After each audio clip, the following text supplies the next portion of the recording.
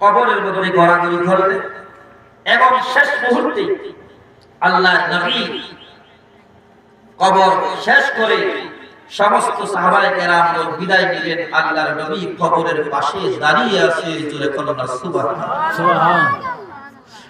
আবু বকর ডাকতে বললেন, নবী ইয়া রাসূলুল্লাহ, ইয়া হাবিবাল্লাহ, নবী গো চলে আসুন। হযরত ওমর ফারুক রাদিয়াল্লাহু আনহু বলে চলে আসুন, হযরত উসমান বলে চলে আসুন, হযরত আলী বলে চলে আসুন। ইয়া রাসূলুল্লাহ, এইটাই প্রথা গো, এইটাই প্রথা, শেষ বিদায় আম্মা জান খাদিজা কি দিছে, আর খাদিজার সামনে থাকতে হবে না। ইয়া রাসূলুল্লাহ চলে আসুন।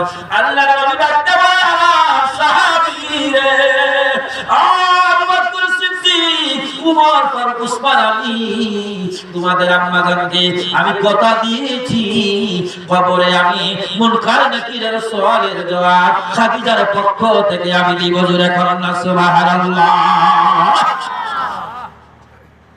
এবার আমার নবী দাঁড়ায়, আল্লাহু আকবার, দিলটারে নরম করে ধরে ভাই, দিলটারে নরম করে দেন, চোখের পানিগুলো চলে।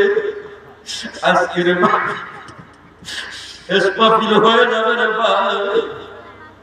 আল্লাহ যে আমাদের জীবনের সমস্ত গুনাহগুলো মাফ করে আমাদেরকে জান্নাতি বানায় দেয়।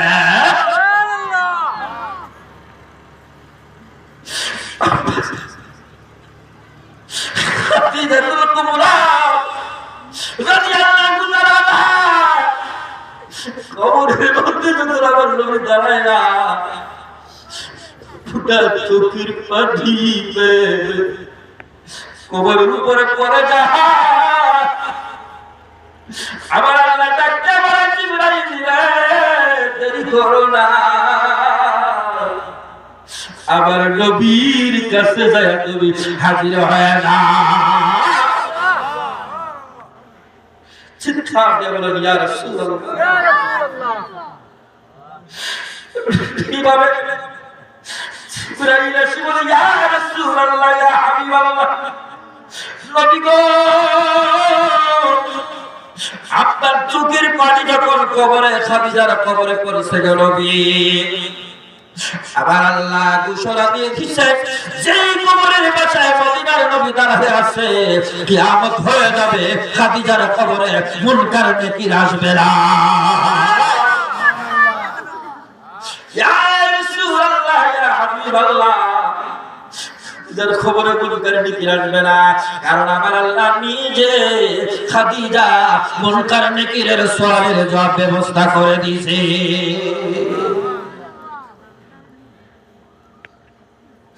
ওই দুর্ভাগ্যবান হযরত ওয়াইসাল কারনী যখন পাইলেন, আর যখন শুনলেন আমার নবী নাই রে দুনিয়া, নবী নাই রে দুনিয়া, ওয়াইসাল কারনী বিশ্বাস করে না।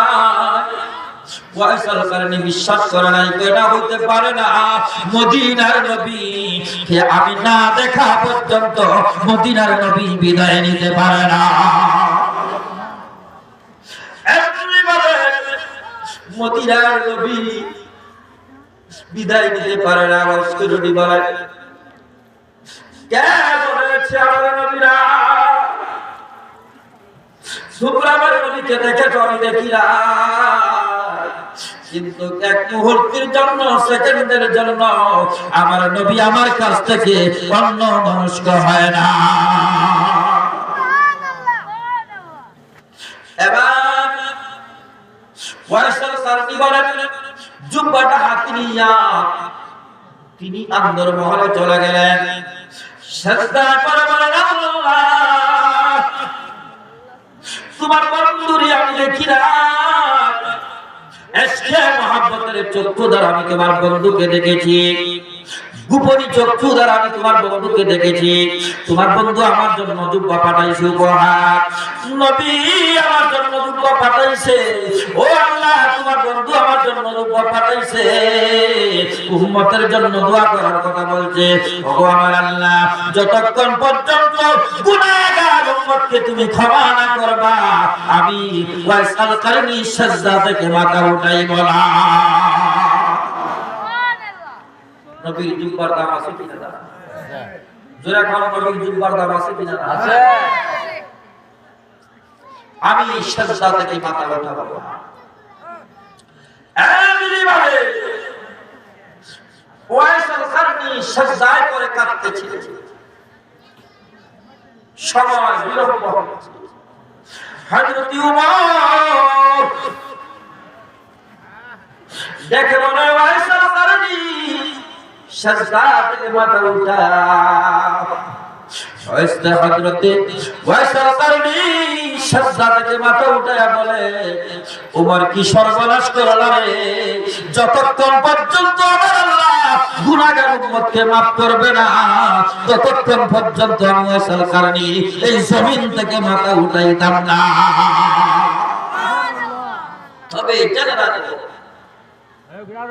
আমার নবী উম্মতকে ওই পরিমাণে maaf করে দেওয়া হয়েছে, ক্ষমা করে দেওয়া হয়েছে। কি পরিমাণ? মজর রবিয়া গুতের যতগুলো বেড়া আছে, উট আছে, তাদের যতগুলো পশম আছে, ওই পশম পরিমাণে আমার আল্লাহ আখির পয়গম্বর নবী মুহাম্মদুর রাসূলুল্লাহ গুনাহগার উম্মতকে ক্ষমা করে দিয়েছে। যারা বলেন সুবহানাল্লাহ, চিৎকার দিয়ে বলেন আল্লাহু আকবার। তাহলে সেই জুব্বার দাম আছে কিনা? কেন হযরত ওয়াইস আল-কারনি আমার নবীর সঙ্গে দেখা করেন না? মায়ের জন্য। কার জন্য? আর একটু জোরে বলেন, মায়ের জন্য। কার জন্য? মায়ের খেদমত করার প্রয়োজন আছে কিনা? আছে। হুকুম কার? আল্লাহ। বাবার খেদমত করার জন্য কে বলছে? আল্লাহ। তাহলে আপনি যদি মা বাবার খেদমত না করেন, তাহলে কি হতে পারে আপনি নিজেই বুঝেন। কারণ আপনার ইবাদত, আপনার বন্দেগী, আপনার নামাজ, আপনার রোজা, আপনার হজ, আপনার যাকাত সব বিফলে যাবে মা বাবা যে সংসারের উপরে কষ্ট পাবে। ঠিক কিনা বলে? মা বাবার খেদমত করতে চাই কি চাই না? কারা কারা চান দুটো হাত উঠায় দেন। আল্লাহু আকবার বলে। নারায়ে তাকবীর, নারায়ে রিসালাত, আহলে সুন্নাত ওয়াল জামাত। মা বাবা যেখানে, মা বাবা যেখানে। আমার যুবক ভাই আমাকে ফোন করে বললেন যে মা বাবার কথা, মা বাবার কথা তো বলতেই হবে। তবে একটা জিনিস, আমি যে হাদিসটা তেলাওয়াত করেছিলাম, হযরত আব্দুল্লাহ ওমর ইবনে আব্দুল্লাহ রাদিয়াল্লাহু তাআলা আনহু থেকে হাদিসটা বর্ণিত। আল্লাহ রাসূল বলেন, আদ-দুনিয়া মাতাউ কুল্লুহা, দুনিয়াটা হচ্ছে বিশাল একটা সম্পদ। দুনিয়াটা কি? এই যুবক ভাইরা যারা এখনো যারা বিয়ে করেন নাই, কারা কারা যুবকদের মধ্যে এখানে আছেন বিয়ে করেন নাই? কারা কারা দুটি হাত তুলে দেখা। যুবকদের মধ্যে যে ভাই বিয়ে করেন নাই আছেন? কয়জন আছে? অনেকে বিয়ে করছেন নাকি? ছোট্ট যারা তারা তো আরো করে বিয়ে করবে। যুবকদের মধ্যে অনেক আছেন বিয়ে করেন নাই। হ্যাঁ শুনেন, আমি যে হাদিসটা আপনাদের সম্মুখে তেলাওয়াত করেছি, আর দুনিয়া মাতাউ কুল্লুহা, সবচাইতে দামি সম্পদ হচ্ছে দুনিয়ার মধ্যে, সবচাইতে দুনিয়াটা হচ্ছে সবচাইতে দামি সম্পদ। ঠিক না বলে? এই দুনিয়াটা বিশাল একটা সম্পদ না? এই দুনিয়ার মালিক যে তার কি অভাব আছে? আর দুনিয়া, আর দুনিয়া মাতাউ কুল্লুহা, আল্লাহর নবী বলেন ওয়া খায়রু মাতা'id দুনিয়া, ওয়া খায়রু মাতা'id দুনিয়া, ওই দুনিয়ার সম্পদের চাইতে সবচাইতে উত্তম সম্পদ হচ্ছে, আল্লাহর রাসূল বলতেন, আল মারআতুস সালিহা, রাওয়াহু মুসলিম। যারা বলেন সুবহানাল্লাহ। আল্লাহ নবী বলেন আর দুনিয়া মাতাউ কুল্লুহা, এই দুনিয়াটা সবচেয়ে বড় সম্পদ।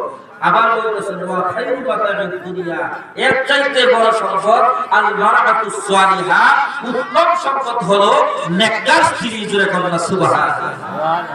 স্ত্রী বলছে নেককার স্ত্রী, কারণ প্রথম রাত্রে বাসর রাত্রে আয়েশা স্ত্রী কি কয় জানেন?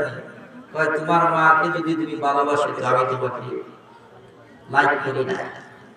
আগে কথা দাও বাসর রাত্রে তুমি তোমার মাকে চাও না আমাকে চাও। তাহলে সন্তান কি বলবে? স্ত্রীর মায়া মমতায় করে মা অবাধ্য হয়ে যাবে, ঠিক কিনা বলে? মায়ের সঙ্গে বিয়াদবি করবে, ঠিক কিনা বলে? বাবার সঙ্গে বিয়াদবি করবে, ঠিক কিনা বলে? বিয়ের আগে সন্তান মা বাবার খেদমত করে কি করে না? বিয়ের পরে সন্তান আমার মা বাবা রাগ করবেন না, কারণ বিয়ের পরে ওই সন্তান মা বাবার খেদমত করে না। কেন? এই স্ত্রীর কারণে। এই জন্য নেককার স্ত্রীর প্রয়োজন। কি প্রয়োজন? নেককার স্ত্রীর প্রয়োজন। সবচাইতে দামি সম্পদ দুনিয়ার মধ্যে কি? নেককার স্ত্রী। তাহলে আমরা সন্তানকে যখন বিবাহ দিই তখন আমরা কি করি জানেন? যে ওই মেয়েটা শিক্ষিত কিনা, কি উচ্চ শিক্ষায় শিক্ষিত কিনা, বিশাল টাকাওয়ালা সম্পত্তিওয়ালার মেয়ে কিনা, দেখি কি দেখি না? না, কি দেখবেন? মেয়েটা নেককার কিনা, আল্লাহওয়ালা কিনা, তাহাজ্জুদ গুজারি কিনা, পাঁচ ওয়াক্ত নামাজ পড়ে কিনা, পর্দার ভিতরে থাকে কিনা, সেই দিকে খেয়াল করতে হবে কি হবে না? সেই দিকে খেয়াল করতে হবে কি হবে না বলে? তাহলে সন্তানকে যখন বিবাহ দিবেন কি করবেন? নেককার স্ত্রী খুঁজবেন না টাকাওয়ালা খুঁজবেন? কি বলেন? নেককার খুঁজবেন না টাকাওয়ালা খুঁজবেন? কোরআন তেলাওয়াত করতে জানে কিনা, পর্দার ভিতরে থাকে কিনা, না বার্ষিকীতে পরে আপনার বুকে কাপড় দেয়া কিসের কাপড় উঠলার যেমন মনে চায় এমনি চলে আসে কিনা না? মেয়ে যদি সন্তানের পুত্রবধূ করে তাহলে কি তার কাছ থেকে আপনি ভালো আশা করতে পারবেন? আপনার সন্তানের কাছ থেকে ভালো আশা করতে পারবেন? নিজেরাই তো আমরা নিজেরা জাহান্নামের মধ্যে নিজেকে ছেড়ে দিচ্ছি, ঠিক কিনা বলে? এই জন্য আমার বাবা যারা আছেন সন্তানদেরকে যখন বিবাহ দিবেন নেককার স্ত্রী খুঁজবেন। ওই মেয়েটা কোরআন তেলাওয়াত করতে জানে কিনা, ওই মেয়েটা পাঁচ ওয়াক্ত নামাজ পড়ে কিনা, ওই মেয়েটা পর্দার ভিতরে থাকে কিনা, এই জিনিসগুলো যদি আপনি খুঁজেন আর এই মেয়েটা যদি আপনার ঘরে নিয়ে আসতে পারেন, আপনার ঘর সুন্দর হয়ে যাবে, নূরের আলোতে আলোকিত হয়ে যাবে, ঠিক কিনা বলেন?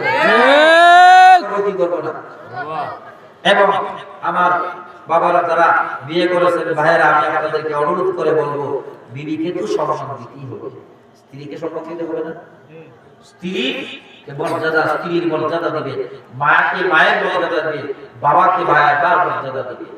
কারণ মা বাবার সবচাইতে একমাত্র যিনি হলেন আমাদের মালিক, তিনি হলেন রাব্বুল আলামিন, ঠিক কিনা বলেন? তারপরে তিনি হলেন নবী মুহাম্মদুর রাসূলুল্লাহ, তারপরে হচ্ছে আপনার আমার মা বাবা। কারণ মা বাবার কথা আল্লাহ তাআলা বলেছেন বিরুল ওয়ালিদাইনি ইহসান, মা বাবার সাথে সদ্ব্যবহার করতে হবে, মা বাবার সাথে সদ্ব্যবহার করতে হবে, ভালো আচরণ করতে হবে, খারাপ আচরণ করা যাবে না। আজকের মাহফিলে আমরা যারা আসছি আল্লাহ যেন আমাদের সকলকে মা বাবার খেদমতগার হিসেবে কবুল করেন, সকলে বলি আমিন। আরেকটু জোরে বলি আমিন। আমরা আগামী বছর সেই মাহফিল হবে, আমরা চাই কি চাই? কারা কারা চান না? দিকে হাত উঠায় দেন। সবাই চাই। ঘুমো ঘুমো ঘুমো ঘুমাইতেছেন না? হ্যাঁ, চিকেন থেকে আমরা ঘুমাইতেছিলাম। চিকেন বাড়ি দিন। আমরা চাই কি চাই না? দুইটা হাত উঠায় দেখান, দুইটা হাত উঠায় দেখান। নারায়ে তাকবীর, আল্লাহু আকবার, নারায়ে রিসালাত, ইয়া রাসূলুল্লাহ, আহলে সুন্নাত ওয়াল জামাত জিন্দাবাদ, সুলতানপুর পুরাতন জামে মসজিদ জিন্দাবাদ। আজকের মাহফিল, আগামী মাহফিল আরো সুন্দর হবে। আমরা আগামী দিনের ভবিষ্যৎ সুন্দর চাই কি চাই না? তাহলে আমাদের আগামী দিন সুন্দর হবে, ভবিষ্যৎ সুন্দর হবে, কারা কারা চাই? আমাদের চাই। তাহলে এই বছর মাহফিলের প্যান্ডেল কে দিছে? প্যান্ডেল আর মাইক আমরা মতলি সাহেব, মুতাবল্লি সাহেব, ওই পোস্টার সহ। পুষ্টার সহ আলহামদুলিল্লাহ। আগামী বছর আপনার মাইক প্যান্ডেল পুষ্টার হবে বলেন। আগামীতে আমি মাইক প্যান্ডেল পোস্টার কিনে দেব। নারায়ে তাকবীর বলেন। নারায়ে তাকবীর। আল্লাহু আকবার। নারায়ে রিসালাত। ইয়া রাসূলুল্লাহ। মুতাওয়াল্লি সাহেব যেখানে আমরা আছি সেখানে। আমরা মুতাওয়াল্লি সাহেবের পক্ষে না, কারণ আল্লাহর মুতাওয়াল্লি সাহেবকে জান্নাতি মেহমান বানান জোরে কান্না সুবহানাল্লাহ। আল্লাহ যেন কবুল করেন, সকলে বলি আমিন। মুতাওয়াল্লি সাহেব আগামী বছর